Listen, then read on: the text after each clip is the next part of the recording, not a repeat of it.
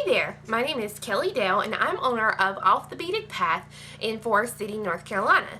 Today I'm going to be showing you how to make a beautiful flower shaped pendant or ring or brooch, whatever you want to make out of it. I'm going to show you the technique on how to make it and then show you all your different options as to how to make it do what you want it to do.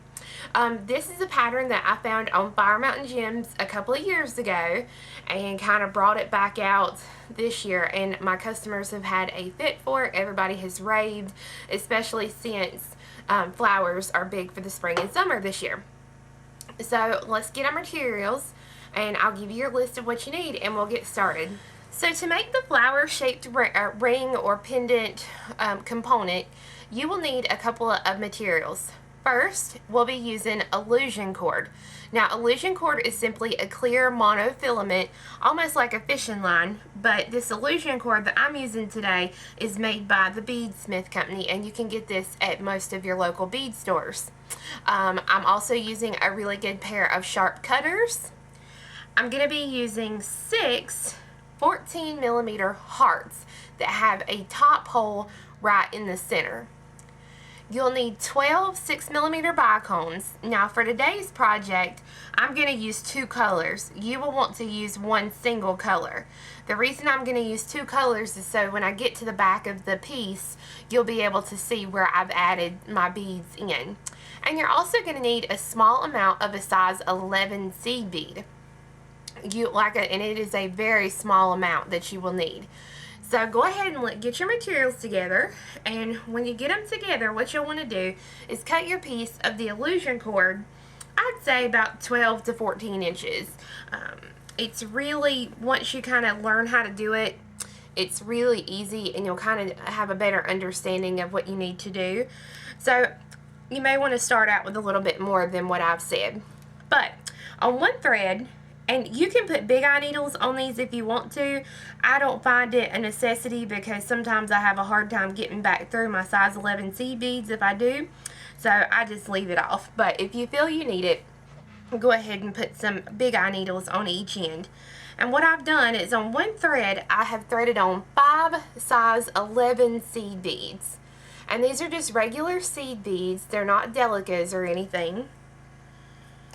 Now, I'm going to pick up a 6th seed bead on that same thread, and then I'll take the needle in my other hand and I will cross through the thread or that same bead going the opposite way, so that when I pull the 2 threads, I'm pulling them apart from each other, and I'm going to put the 2 ends together, grab a hold of the seed bead and pull it down so that the circle that I just made is directly in the center of my illusion cord. Now, I'm right-handed, so I always start with my right hand. If you're left-handed, just start with your left. But what we're going to do is pick up a bicone. Now, when I told you your materials in the beginning, I told you I was using a 14mm heart that has a top drilled center hole. I have done this component with leaf beads and with lucite beads, and you can use pretty much any kind of bead as long as it's about this size, about a 14mm, and it has a center drilled top hole. When I put this first heart on, I'm going to thread through the front, so I'm going to thread through the pretty color side. Then I'll thread a bicone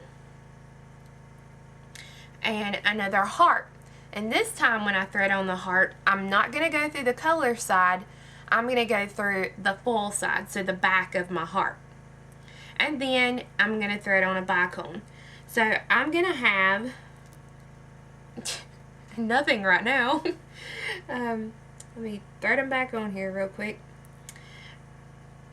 So now I'm going to have on this right hand thread of mine a bicone, a heart through the front side, a bicone, a heart through the back side, and a bicone. Now, my thread that I'm looking at is coming out to my left, so I'm going to take the needle and through that same seed bead, my thread's coming out this way here, I'm going to take that thread and come back through that same bead coming towards the way I'm coming out. So I'm basically coming around to make a circle. Now, once I go through that one bead, Then I'm going to continue on in the circle and go through 2 more seed beads of that first circle. And I'm going to pull. So that this is what we have thus far. Now I'm going to thread the same beads on again. So I'll have a bicone, a heart going through the color side or my front side, a bicone, a heart going through the fall side or the back side, and a bicone. So again, bicone, heart through the front side, bicone, heart through the back side, and bicone. I'm going to take the thread, it's coming out towards me, coming out this way. I'm going to go through the same seed bead that I'm coming out of here on the base, that same way. I want to make a circle over the bead. So I'm going to come through that one bead, and then before I pull it on through, I'm going to continue on in my circle through the next 2 seed beads. And again, I'm only using this one thread right now. I haven't touched the other thread. And I'm going to pull. And so when you pull now, this is what you have. And I told everybody who I've taught this to, they look at it and they're like, oh, this is not turning out pretty. You know, what have I done wrong? You've done nothing wrong. This piece seriously looks like a hot mess until you get completely to the last step. So don't worry, you haven't done anything wrong. Okay, for my final step, for the top, I'm going to thread on the same sequence of beads. So I'm going to have a bicone, a heart through the front side, a bicone, a heart through the back side, and a bicone. Now I'm going to take my needle, again coming out of the same seed bead that I'm exiting. My thread is coming out this way here, so I'm going to come back around through the same seed bead to make my circle. And however you find it easiest to hold is completely alright if you hold it different from me.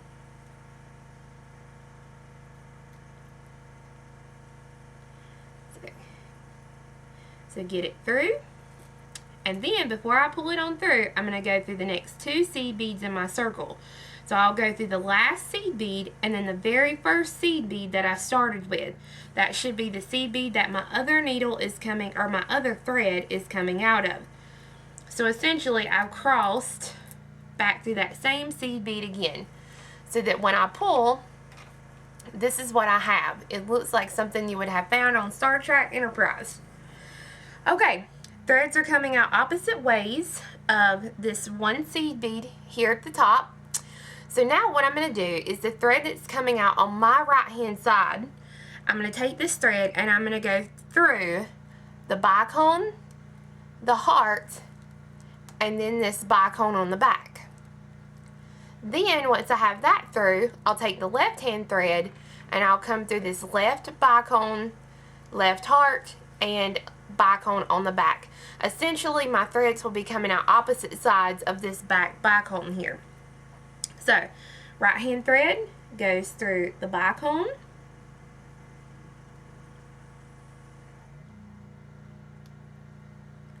through the heart, and then through the bicone. Now the other needle or other thread, my left hand thread goes through the left bicone, the left heart, and then the left bicone.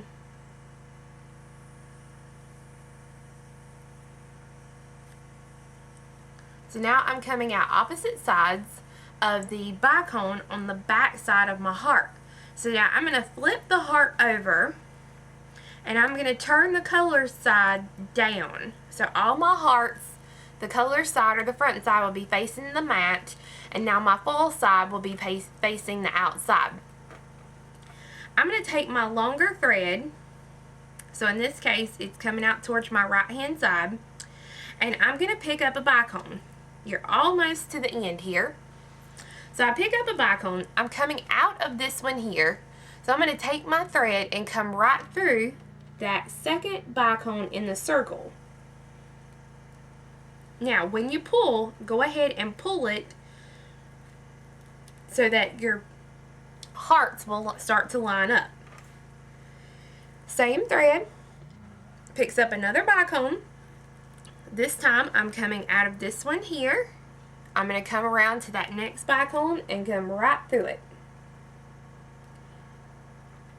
And if you don't have a needle on here, sometimes it takes a little maneuvering to get through that bicone, just because of the fact that it keeps wanting to go through the heart too.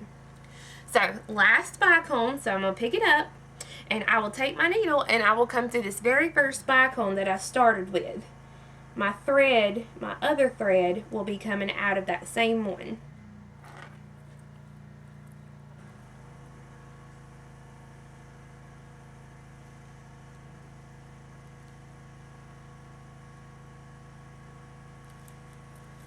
So now, when you pull it,